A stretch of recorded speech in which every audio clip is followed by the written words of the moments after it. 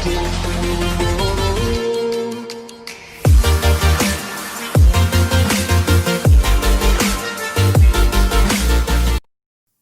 वालेकुम दोस्तों, मेरा नाम है रुमान फ़खर और आप देख रहे हैं रूमी हब। जैसा कि आप जानते हैं कि पूरी दुनिया के मुसलमान एक इस्लामी साल में 2 ईदें मनाते हैं, एक ईद उल फितर और एक ईद उल अज़हा। ईद उल फितर अमूमन माह रमज़ान के ख़त्म होने के बाद मनाई जाती है, जबकि ईद उल अज़हा ज़िलहज की 10 से 13 तारीख तक मनाई जाती है। ईद उल अज़हा को बड़ी ईद या कुर्बानी की ईद भी कहा जाता है, जिसमें पूरी दुनिया के मुसलमान सुन्नत इब्राहीमी को याद रखते हुए हर साल लाखों जानवर अल्लाह ताला की राह में और अल्लाह की खुशनुदी के लिए कुर्बान करते हैं। ये तारीख़ इंसानियत की एक तबींदा हकीकत है कि जब हज़रत इब्राहीम अलैहिस्सलाम ने ख्वाब में खुद को अपने साहबजादे को अल्लाह की राह में कुर्बान करते हुए देखा और इस अमल को अल्लाह की रज़ा तस्लीम करते हुए ख्वाब को हकीकत में बदलने का फैसला किया, तो इनके बेटे हज़रत इस्माईल अलैहिस्सलाम ने भी अल्लाह की रज़ामंदी के सामने अपना सर झुका दिया और खुद को कुर्बानी के लिए पेश कर दिया। और इस मौका पर अल्लाह ताला ने अपने दोस्त के इस अमल से खुश होकर ये फरमाते हुए दुनिया में एक दुम्बा भेजा कि ए इब्राहीम, तूने अपना ख्वाब सच कर दिखाया। इस वक़्त से लेकर आज तक अल्लाह ताला ने अपने नबी की इस सुन्नत को जिंदा कर रखा है, जिसकी रूह से हर साल जानवरों की कुर्बानी दी जाती है। कुरान पाक की सूरह सफ़ात में अल्लाह ताला का इरशाद है कि फिर जब वो फर्जंद इनके साथ दौड़ भोग करने के काबिल हो गया तो उन्होंने कहा कि बेटा, मैं ख्वाब में देख रहा हूँ कि मैं तुम्हें ज़िबा कर रहा हूँ, अब तुम बताओ कि तुम्हारा क्या ख्याल है। फर्जंद ने जवाब दिया कि बाबा, जो आपको हुक्म दिया जा रहा है इस पर अमल करें, इंशाअल्लाह मुझे सब्र करने वालों में पाएंगे।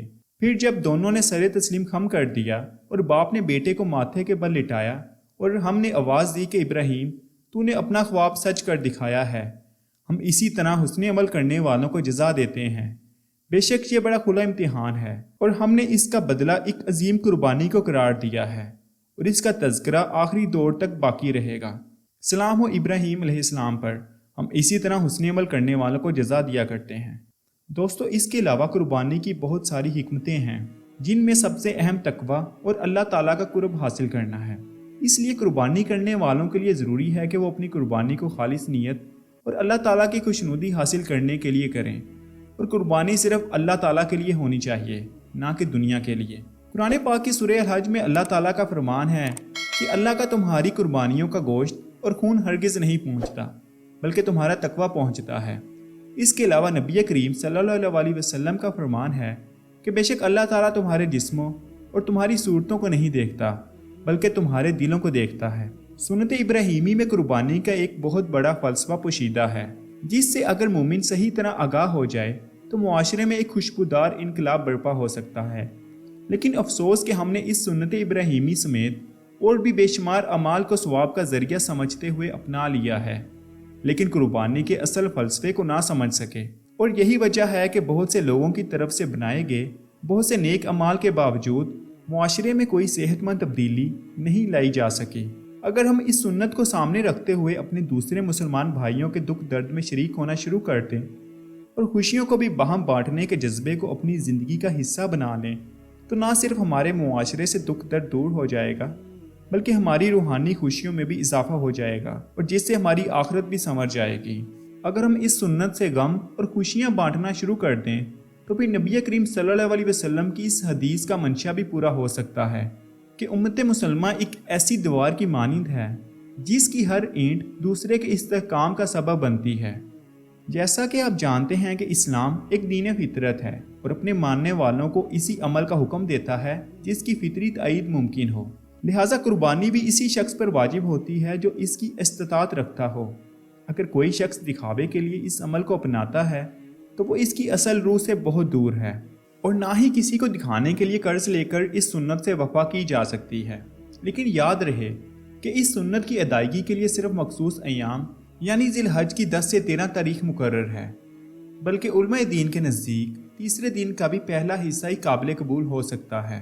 कुर्बानी करते वक्त चंद बातों का ख्याल रखना बहुत ज़रूरी है, जिन पर अमल ना करने से हमारी कुर्बानी का कोई फ़ायदा नहीं। कुर्बानी के लिए बकरी से लेकर ऊँट तक कोई भी बालिग जानवर कुर्बान किया जा सकता है। बकरे की कुर्बानी एक आदमी की तरफ से की जाती है, लेकिन गाय या ऊँट में मुख्तलिफ लोग हिस्सेदार बन सकते हैं, जिनकी तादाद आम तौर पर 7 तक तस्लीम की गई है।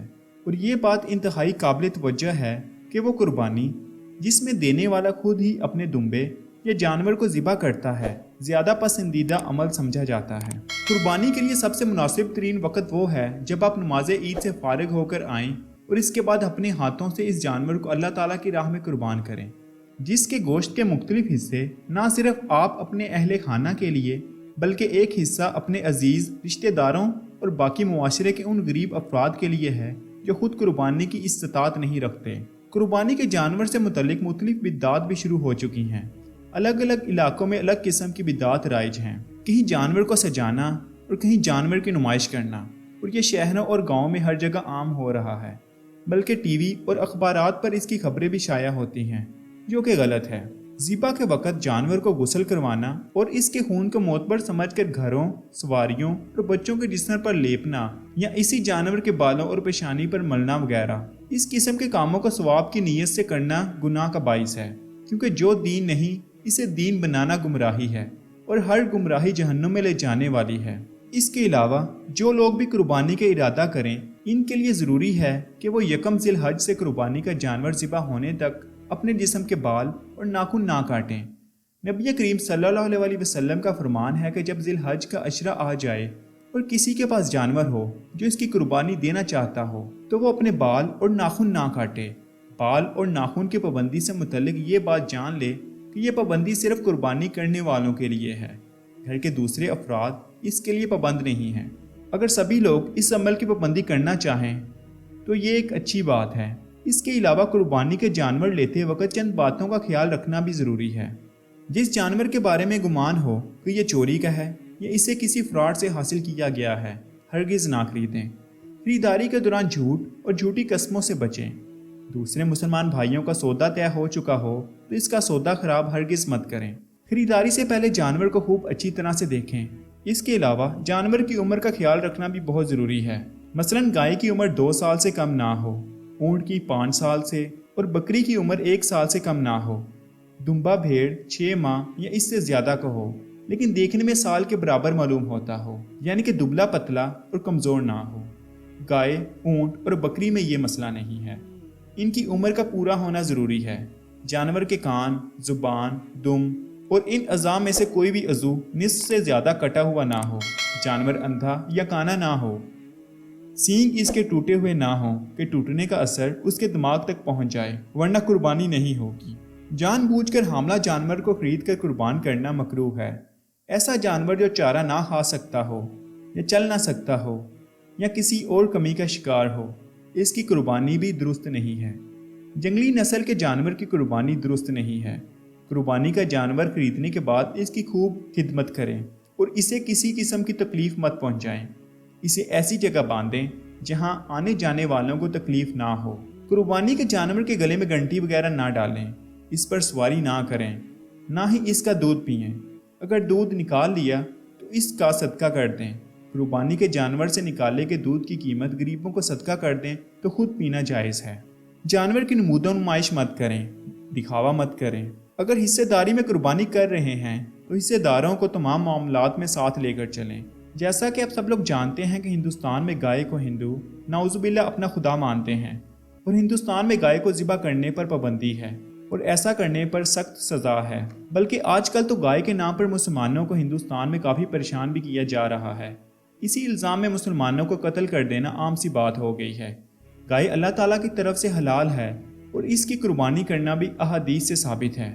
اس لیے جہاں گائے کی قربانی سے کوئی فتنہ نہیں وہاں بلا حرج اس کی قربانی کر سکتے ہیں۔ جہاں اس کی قربانی سے فتنہ، ہنگامہ اور قتل کی نوبت آنے کا خدشہ ہو وہاں اس کی قربانی سے بچنے میں ہی عافیت ہے۔ قربانی کے بعد گوشت کے 3 حصے کرنا ضروری ہے۔ ایک حصہ اپنے رشتہ داروں اور احباب میں تقسیم کریں، ایک حصہ غربا میں صدقہ کریں اور ایک حصہ اپنے اہل و عیال کے لیے رکھیں۔ قربانی کے جانور کا گوشت، چربی اور ہڈیاں بیچنا جائز نہیں۔ اگر بیچ بھی دیا جائے تو اس کی قیمت کا صدقہ کرنا واجب ہے۔ اس کے علاوہ اگر مالی حالات کی بات کی جائے تو آج ہم میں سے اکثر لوگ دکھاوے کے طور پر اس سنت کو رسم کے طور پر ادا کرتے ہیں تاکہ معاشرے میں ان کا شمار امیر لوگوں میں ہو سکے، اور اس کی کئی مثالیں بھی موجود ہیں کہ وہ سفید پوش طبقہ جو اس کی استطاعت نہیں رکھتا وہ بھی اپنی ناک بچانے کے لیے قرض تک اٹھانے سے گریز نہیں کرتا اور نہ ہی قربانی کے گوشت کو اس مقصد کے لیے استعمال کیا جاتا ہے کہ وہ نداروں اور مساکین کے علاوہ غریب رشتہ داروں کا رزق بن سکے، بلکہ اب تو کچھ لوگ بہت لمبے عرصے تک اس کو محفوظ بھی کر لیتے ہیں تاکہ بوقت ضرورت استعمال ہو سکے۔ ہماری یہی دعا ہے کہ اللہ تعالی ہمیں اس سنت ابراہیمی کو اس کی اصل روح کے مطابق ادا کرنے کی توفیق عطا فرمائے، آمین۔ آئی ہوپ کہ آج کی ویڈیو آپ کو ضرور پسند آئی ہوگی اور آپ کو اس ویڈیو سے بہت کچھ نیا اور دلچسپ جاننے کو ملا ہوگا۔ میں ملوں گا آپ سے ایک نئی اور دلچسپ ویڈیو میں، تب تک آپ سب لوگ اپنا خیال رکھیے۔ اللہ حافظ۔